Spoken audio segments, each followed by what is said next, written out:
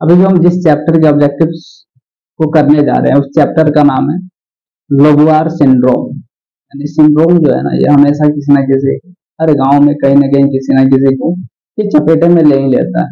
ये झटका होता है, संलक्षण होता है, यानी पाली रूप संलक्षण। तो आइए, और सबसे पहले इसमें इस चैप्टर में क्या क्या पढ़ना है, पाली रूप संरक्षण पढ़ना है, दृष्टिपाल, शंखपाली, और शंखपाली में ही करीब करीब सारी चीजें हमें पढ़ना है। और 3-4 इसके उदाहरण है, सुनने बोलने के लिए शंखपाली, इसके बाद स्मृति, पठन, लेखन, सुट्टा में पाली आवृत्ति का महत्व, और भी कई सारी चीजें हमें पढ़ना है। तो आइए, और इसके सबसे पहले हम ऑब्जेक्टिव क्वेश्चंस कर लेते हैं, उसके बाद हम ऑब्जेक्टिव कर लेंगे। जो ऑब्जेक्टिव क्वेश्चन है, इसका पहला क्वेश्चन है, पाली आवृत्ति निम्नलिखित में से कौन सा ब्रह्मांड क्षेत्र में सम्मिलित है? द्वितीय पाली में निम्न में से कौन सा ब्रह्मांड क्षेत्र में सम्मिलित है? आंसर होगा 1, 2, 3 सभी क्षेत्र संख्या जो है ये पालिया ब्रह्मांड क्षेत्र जो है उसी में आते हैं। इसका नेक्स्ट क्वेश्चन है हमारा, ज्येष्ठमान संलक्षण में कौन सम्मिलित नहीं होता है? ज्येष्ठमान संलक्षण में कौन सम्मिलित नहीं होता है? आंसर याद रखिएगा, एप्रोक्सिया जो है ये ज्येष्ठमान संलक्षण में सम्मिलित नहीं होता है। तो सम्मिलित होने वाले कौन कौन से हैं? एग्राफिया है, उसके बाद एक कैलकुलिया है। यानी एक कैलकुलिया जो है ये एक ऐसा रोग है जिसमें हमें जो गणित के जो हमारे कैलकुलेशन करने की जो क्षमता है ये नहीं रह जाती है। उसके बाद नेक्स्ट, उसके बाद अंगुली जो एग्नोसिया है, यानी फिंगर एग्नोसिया, ये भी एक तरह का सिंड्रोम ही है। उसका नेक्स्ट क्वेश्चन है हमारा, वालिंट संरक्षण यानी वालिंट सिंड्रोम उत्पन्न होता है। वालिंट जो सिंड्रोम है ये उत्पन्न होता है द्वितीय पाली से, यानी पैरेटियल लोब से।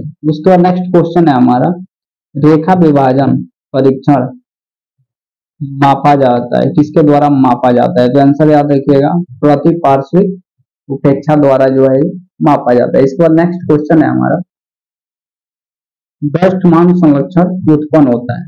आंसर याद रखिएगा, बाया द्वितीय पाली में संलक्षण से, यानी सिंड्रोम जब वहां पे होता है। इसके बाद नेक्स्ट क्वेश्चन है हमारा, अग्रपाली में निम्न में से कौन सा ब्रह्मांड का क्षेत्र या संख्याओं का कौन सेट सम्मिलित होता है? तो आंसर याद रखिएगा, क्षेत्र संख्या 4, 6, 32 में।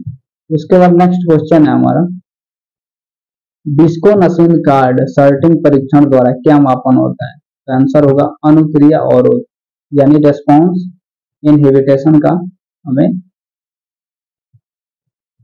मापन करना होता है। इसके बाद नेक्स्ट क्वेश्चन है हमारा, अग्रपाली में क्षति उत्पन्न होने से व्यक्ति सामान्य रूप से अपने द्वारा बोले जा रहे शब्दों या वाक्यों में सहजता एवं ऐच्छिक व्यवहार की कमी होने का अनुभव करता है।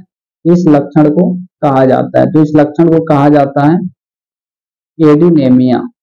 यानी अपने द्वारा जब बोले जाने वाले वाक्यों में सहजता एवं ऐच्छिक व्यवहार, यानी जिस तरह का वो व्यवहार करना चाहता है अगर वैसा वो नहीं कर पाता है तो उस बीमारी का नाम क्या है?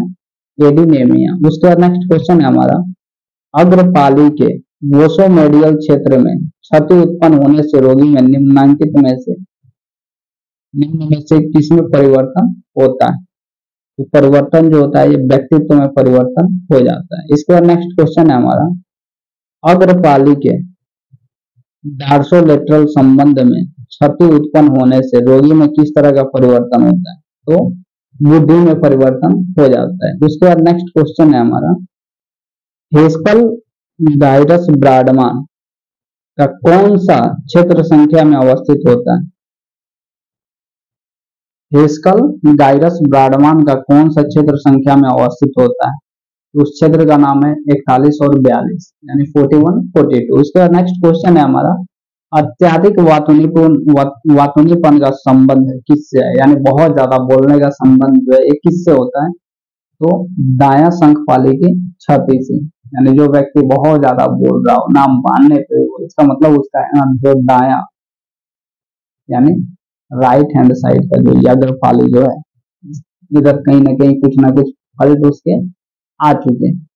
उसके बाद नेक्स्ट क्वेश्चन है हमारा परिताऊ संभाषण यानी पैडेमिक स्पीच, आत्मकेंद्रितता यानी इको सेंट्रिसिटी। इसके बाद नेक्स्ट क्वेश्चन तथा व्यक्तिगत समस्याओं पर बार बार विवेचना करने की प्रवृत्ति आदि को तकनीकी रूप से क्या कहा जाता है? तो याद रखिएगा इसको संघपाली व्यक्तित्व कहा जाता है। इसके बाद नेक्स्ट क्वेश्चन है रे जटिल तस्वीर परीक्षण द्वारा मापन होता है। किसका मापन होता है? तो अशाब्दिक अस्मिता या व्यक्तित्व का। रे जटिल तस्वीर परीक्षण द्वारा मापन होता है अशाब्दिक स्मृति का यानी नॉन वर्बल मेमोरी का। उसके बाद नेक्स्ट क्वेश्चन है हमारा प्रत्यक्षण में विघटन से दृष्टि पहचान में जो दोष उत्पन्न होता है, प्रत्यक्षण में विघटन से यानी डिस्ट्रप्शन से स्मृति पहचान में जो दोष उत्पन्न होता है उसे कहा जाता है, उसे समप्रत्यक्षिक एगनोसिया कहा जाता है। उसके बाद नेक्स्ट क्वेश्चन है हमारा किसी चेहरे की पहचान से संबंध विकृति को कहा जाता है। यानी अगर किसी का चेहरा है किसी को पहचान में ना है तो हो सकता है वैसी कई सारी बीमारियां होती हैं, जहाँ पे हमने कई सारी फिल्में देखी हैं जहाँ पे अक्सर होता है कि लड़के की जो माँ होती है यानी हीरो की माँ होती है, हीरो के पिता होते हैं, वो किसी का चेहरा ही भूल जाते हैं। उस बीमारी को हम क्या कहेंगे? उस बीमारी को हम कहते हैं प्रोसोपैग्नोसिया। प्रोसोपैग्नोसिया।